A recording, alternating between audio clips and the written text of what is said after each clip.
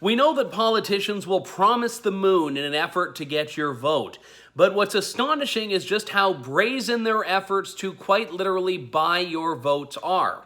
This has been something True North has been covering for several months now. Over the summer months, billions of dollars spent by the government, and much of it towards key ridings, areas that the government, or specifically the Liberals, want to or need to hold on to in order to form government once again.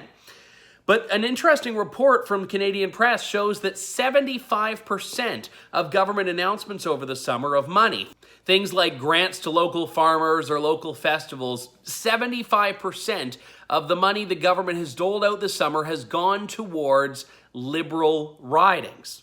This is what the report says.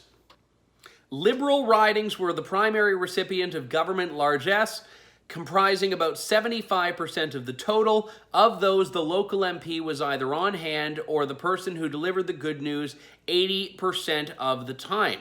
Several key areas received a significant amount of attention from Liberal politicians over the summer, especially in Quebec.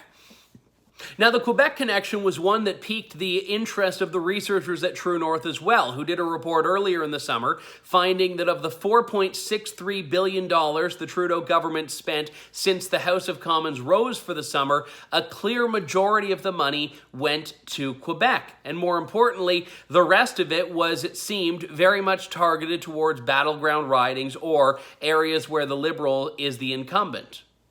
But the government is literally spending money by the billions per week. Just take a look at this report, which found that $4.9 billion spread over 595 spending announcements was spent in just one August week, just 1 week in August. Now, obviously, the government is a little bit more restricted in what it can do now that the election is officially on.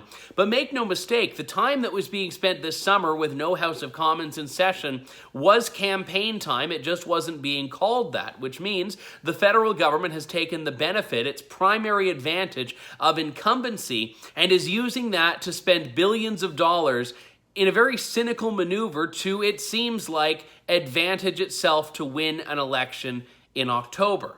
Now, it's easy for people to say about this, oh, well, all parties did it. And indeed, the Conservatives took advantage of being the incumbents back in 2015 and made similar announcements, but not nearly the volume that the Liberals are, and more importantly, that doesn't make it right.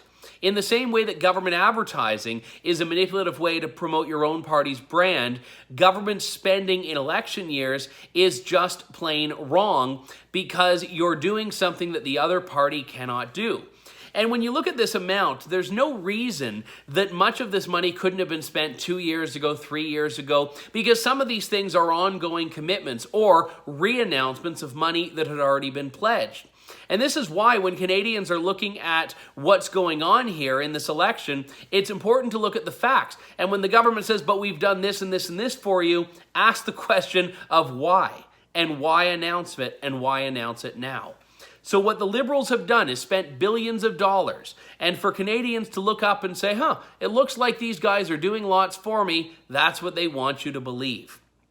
True North is covering this election and doing it in a way the mainstream media isn't, covering perspectives the mainstream media isn't. We can't do this alone. If you can chip into our election coverage fund for a tax-deductible contribution, please head on over to tnc.news or the link in the description box and give us a hand. For True North, I'm Andrew Lawton.